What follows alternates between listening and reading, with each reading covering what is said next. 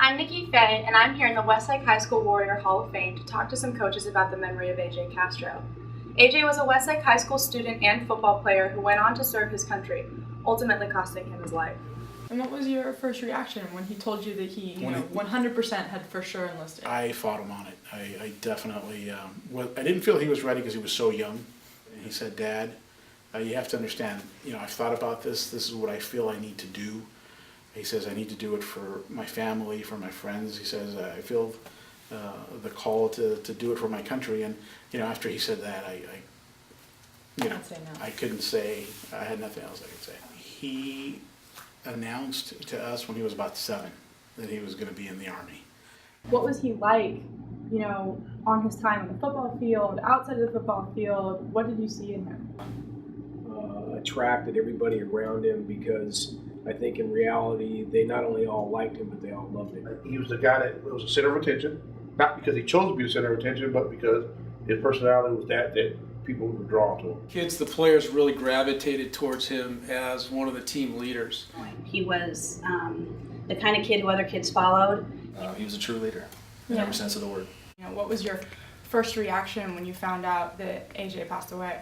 I was devastated, and at first I didn't want to believe the news when I heard it. 3 weeks before, he's on his way to Afghanistan, and 3 weeks later, you hear he's been killed. So I disbelief is the best way to describe it. I was, heartbroken when we got the news that A.J. died.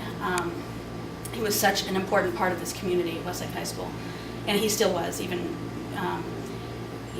as he had left and gone to Afghanistan. I lost a son. I think about him every day. You just can't believe it when you do get that news, and it's something that you can't even describe. I asked him in the airport to promise me he was coming back, and he didn't answer me. So it was, it was a powerful goodbye. Talk to A.J. and tell him one last thing, or tell the world one last thing about A.J. What would you say? I would have thanked him for his service and his courage to put himself in harm's way to serve his country. He died like he lived, helping his friends out. And I mean, that's the best thing you could ask for.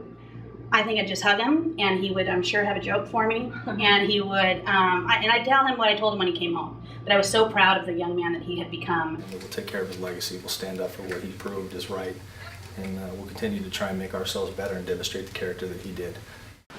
Remember him for what he was and the service that he gave to his country is ultimately as important as what he gave to the military and to the people and his fellow soldiers in Afghanistan.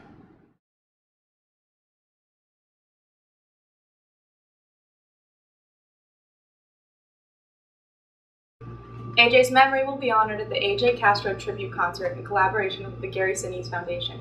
The concert will be held this October 30th at the Canyon Club in Agora Hills. The concert will feature Gary Sinise and Lieutenant Dan Band. Come join us as all proceeds will benefit wounded veterans. Tickets are available online at thecanyonclub.net or visit us online at thegarySiniseFoundation.org. We'll see you soon.